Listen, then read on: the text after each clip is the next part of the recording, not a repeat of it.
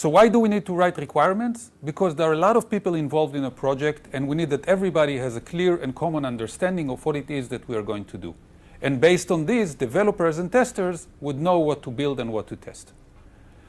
So we have requirements. And now comes the question, what's next? What do we need to do with them? And the first thing that we need to do once we did document the requirements is to do a review. Why do we need to do that?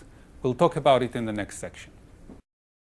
So we documented the requirements, and now we have them written down, and now we're told that we need to do a review. And the question is, why do we need to do that? They're already written down. What benefit would we have from other people reading them again? So let me give you an example. I'll show you 4 requirements. Pretty straightforward requirements. Read them. What do you think? I'm a millionaire. She is a doctor. It's absolutely freezing. Call me at 7 p.m. Clear enough, right? You fully understand them. So I'm sure that you can now answer a few simple questions that I'm going to ask you about these requirements. I'm a millionaire. What is the currency? Is it dollars? Is it francs? Is it euro? She's a doctor. What type of a doctor is she? Is she a surgeon? Is she a physicist? When you say it's absolutely freezing, do you mean 0 in Celsius? Do you mean maybe in Fahrenheit? Maybe you mean absolute 0.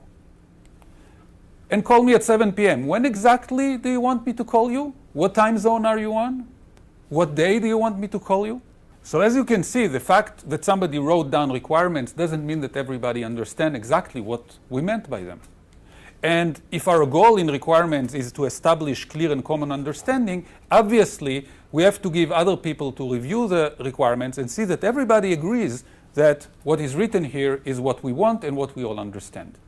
Not only that, by having other people read a requirement that somebody else wrote, we will eliminate mistakes, because people can find mistakes in other people's work.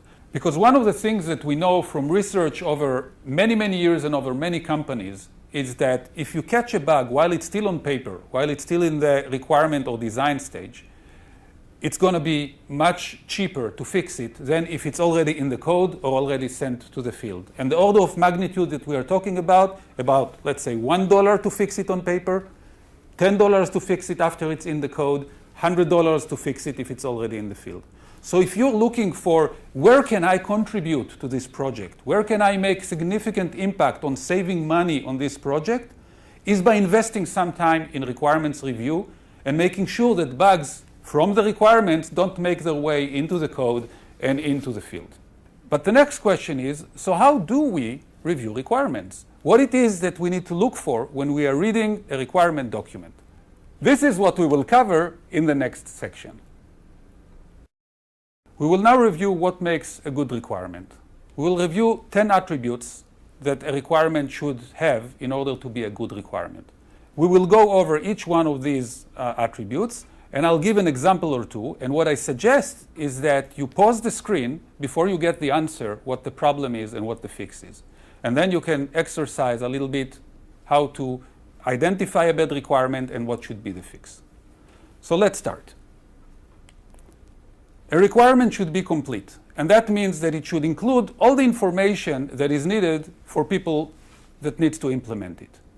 If a requirement is not complete, what you end up is with something in the product, which is not necessarily what you wanted to have in the product. The developer is going to write some code. So if the developer didn't understand your requirement or it wasn't complete, you will end up with an incomplete implementation inside the product. Let me give you an example. We have here 2 requirements for an installer. The installer should provide a menu item to change the installation language, and the default language should be the operating system language. What is missing here? Take a look. If you read it carefully, you will see that there is a situation that can cause a problem. Let's say that I'm running a Swedish operating system, and that the installer does not support Swedish. What would be the default language? You have to add a requirement that would cover this case. In this case, if the installer does not support the operating system language, default language should be, for example, US English. Here is another example. And this one is from, a real product requirement documents from Intel. Connection control features shall be supported on Linux. Now, I don't know how many of you have actually worked with Linux, but if you did, then you know that this is very, very incomplete.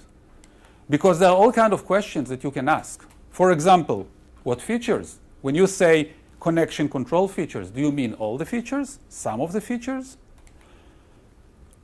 What version of the Linux kernel? Linux kernel is being released on a regular basis. Which version do you want us to support? What vendor version? Is that Ubuntu? Is that somebody else? You need to tell us exactly what release you're targeting. And the last one is, what exactly do you mean by support? If you ask a lawyer, they will tell you that supported means hopefully we will do it.